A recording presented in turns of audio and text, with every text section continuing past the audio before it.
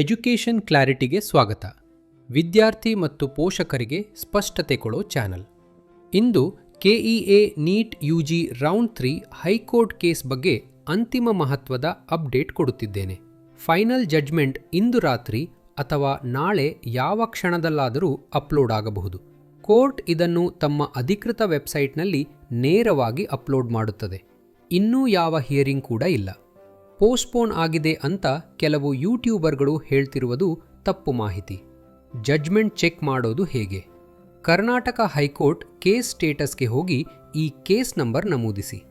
WP 31934 ಗ್ರೇಡಾದ 2065. Petitioner miss Chandana M Chavan and others.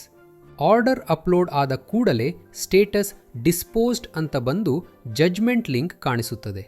ಇನ್ನೊಂದು repeated question, judge open ಕೋರ್ಟ್ನಲ್ಲಿ ಹೇಳ್ತಾರಾ? ಇಂತಹ ಸೆನ್ಸಿಟಿವ್ ಕೇಸಸ್ನಲ್ಲಿ ಓಪನ್ ಕೋರ್ಟ್ ರೀಡಿಂಗ್ ಮಾಡದೆ ವೆಬ್ಸೈಟ್ನಲ್ಲಿ ನೇರ್ ಅಪ್ಲೋಡ್ ಮಾಡೋದು ಸಾಮಾನ್ಯ. ಟೆಂಟೇಟಿವ್ಲಿ ಅಂತ ಜಡ್ಜ್ ಹೇಳಿದ್ದು ಸಮಯ ಫಿಕ್ಸ್ ಮಾಡದೇ ಇರೋದಕ್ಕೆ. ಜಡ್ಜ್ಮೆಂಟ್ ಬರೋದರಲ್ಲಿ ಯಾವುದೇ ತೊಡಕು ಇಲ್ಲ. ಹಾಗೆ ಕೆಲವರು ಜಡ್ಜ್ ಇವತ್ತು ಬಂದಿಲ್ಲ ಅಂತ ಫೇಕ್ ನ್ಯೂಸ್ ಹಾಕ್ತಿದ್ದಾರೆ. ಇದು ಸಂಪೂರ್ಣ ತಪ್ಪು. 3 ಜಡ್ಜ್ಗಳು ಇವತ್ತು ಹಾಲ್ 16 ಮತ್ತು ಹಾಲ್ 6ನಲ್ಲಿ ಇತರ ಕೇಸಸ್ ತೆಗೆದುಕೊಂಡಿದ್ದರು. ನನ್ನ ಜಡ್ಜ್ಮೆಂಟ್ ಅನಾಲಿಸಿಸ್ ನೋಡಬೇಕಾದ್ರೆ 27 ನವೆಂಬರ್ ವಿಡಿಯೋವನ್ನು ಕನ್ನಡ ಮತ್ತು ಹಿಂದಿ ಎರಡೂ ವರ್ಷನ್ನಲ್ಲಿ ನೋಡಿರಿ. ತ್ವರಿತ ಅಪ್ಡೇಟ್ಗಾಗಿ ನನ್ನ ಕಮ್ಯುನಿಟಿ ಪೋಸ್ಟ್ಸ್ ನೋಡಿ.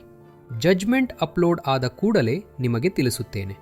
ಈ ವಿಡಿಯೋ ಉಪಯುಕ್ತವಾಗಿ ಅನಿಸಿದರೆ ಸಬ್ಸ್ಕ್ರೈಬ್ ಪ್ಲಸ್ ಶೇರ್ ಮಾಡಿ. ಧನ್ಯವಾದಗಳು. ಎಜುಕೇಷನ್ ಕ್ಲಾರಿಟಿ, ನಿಮಗೆ ಬೇಕಾದ ಸ್ಪಷ್ಟತೆ.